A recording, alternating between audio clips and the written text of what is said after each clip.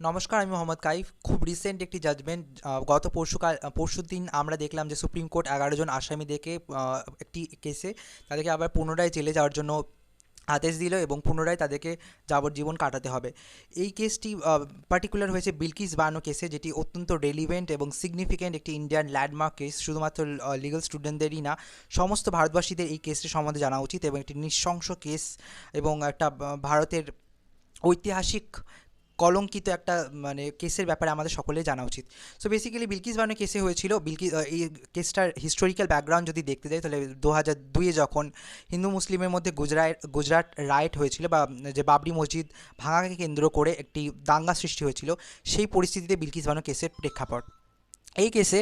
বিলকিস বানু এবং তার পরিবারের ১১ জন সদস্যরা তারা নিজেদের প্রাণ সুরক্ষার জন্য এবং সুরক্ষিত একটি জায়গা যাওয়ার জন্য তারা গ্রামের পর গ্রাম ঘুরে ঘুরে বেড়াচ্ছিলেন, এবং সেই মুহূর্তে তাদের মাঠের মধ্যেখানে ৩০ জন আতঙ্কবাদী হিন্দু উগ্রবাদী মানুষরা তাদেরকে আক্রমণ করে এবং যাদের হাতে তরোয়াল এবং লাঠি ছিল, এবং তারা এই পরিবারের ১৪ জন মেম্বারকে এখানে বিলকিস বানুর চোখের সামনে তাদেরকে হত্যা করে। সেই সঙ্গে বিলকিস বানুর সঙ্গে আরও ৩ জন মহিলা ছিলেন, তার মধ্যে বিলকিস বানুর মাও ছিলেন। বিলকিস বানুর চোখের সামনে তাদেরকে রেপ বা ধর্ষণ করা হয়, এবং বিলকিস বানুর হাতে থাকা ৩ বছরের কন্যা সন্তানকে কেড়ে নিয়ে মাটিতে ঠুকে ফেলা হয় এবং তার মাথায় মোটা পাথর দিয়ে মেরে তাকে খুন করা হয় বিলকিস বানুর চোখের সামনে। বিলকিস বানু এই সময় তখন ৫ মাসের অন্তঃসত্ত্বা ছিলেন বা প্রেগনেন্ট ছিলেন, এবং বিলকিস বানুকে এই অবস্থাতেও ধর্ষণ করা হয়। ধর্ষণ করার পর বিলকিস বানু প্রায় ৬-৭ ঘন্টা তিনি কোনো সেন্সলেস অবস্থায় ছিলেন, এবং তার পরিবারের সমস্ত মহিলা মারা যান এই পরিস্থিতিতে। এবং ৭-৮ ঘন্টা পর যখন তার হোশ ফেরে, তখন বিলকিস বানু দেখেন তিনি মাঠের মধ্যে নির্বস্ত্র অবস্থায় পড়ে আছে, এবং বিলকিস বানু একটি আদিবাসী মহিলার কাছে কাপড় এবং কিছু সাহায্যের জন্য অনুরোধ জানায়, এবং আদিবাসী মহিলাটি সেই সাহায্য করে, এবং বিলকিস বানু তারপর পুলিশ স্টেশনে যায় এফআইআর লজ করতে, কিন্তু পুলিশরা ডিনাই করে দেয় এফআইআর নিতে, এবং বিলকিস বানু তারপরে কোনোভাবে ন্যায়ের ভিক্ষা চায়, এবং সেখানে পার্টিকুলার কোর্ট সেই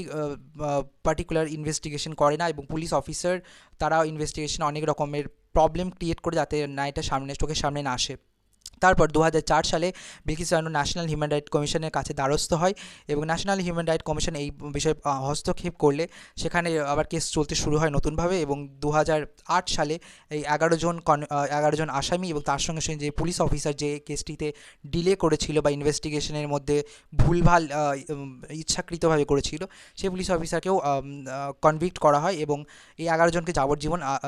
সাজা দেওয়া হয়। তারপরে ২০২২ সালে একটি অত্যন্ত রেলিভেন্ট বিষয় ঘটে। ২০২২ সালে ১৫ই আগস্ট ভারতের স্বাধীনতা দিবসের ৭৫তম স্বাধীনতা দিবস উদযাপনের উপলক্ষে প্রত্যেকটি কোর্টের কাছে কিছু কিছু আসামিদেরকে ছেড়ে দেওয়ার জন্য পাওয়ার দেওয়া হয়। সেইখানে গুজরাট গভর্নমেন্ট বিলকিস বানুর কেসে যে ১১ জন যাবজ্জীবন প্রাপ্ত যে আসামি তাদেরকে ছেড়ে দেয়, এবং আরএসএস বা হিন্দু উগ্রপন্থী গ্রুপরা তারা এই ১১ জন আসামিদেরকে ফুল এবং মিষ্টি দিয়ে বরণ করে। তাহলে একজন রেপিস্ট বা খুনি মার্ডারার তাদেরকে ফুল এবং মিষ্টি দিয়ে বরণ করা হয়। এবং এই বিষয়টা হওয়ার পরেই সমস্ত জাতি এবং আন্তর্জাতিক মহলে একটা আলোড়নের সৃষ্টি হয়, এবং প্রত্যেকটা মানবাধিকার কর্মী এবং পলিটিশিয়ানস এবং যারা এক্সিকিউটিভ অফিসার তারাও এই বিরুদ্ধে প্রতিবাদ করে এবং ক্রিটিসিজম করে, এবং এর মধ্যে ৫টি পাবলিক ইন্টারেস্ট লিটিগেশন বা পিআইএল ফাইল করা হয়, এবং ৫টি সুপ্রিম কোর্ট ডিনাই করে, এবং তারপর বিলকিস বানু আবার সুপ্রিম কোর্টের কাছে দ্বারস্থ হয়, এবং ২০২৪ সালে গত ২ দিন আগে বা পরশু দিন আবার সুপ্রিম কোর্ট রায় দেয় এইভাবে কোনো গভর্নমেন্টের কাছে, স্পেশালি গুজরাট গভর্নমেন্টের কাছে কোনো অধিকার ছিল না যারা যাবজ্জীবন সাজাপ্রাপ্ত তাদেরকে ছেড়ে দেওয়ার, এবং ১১ জন আসামিদেরকে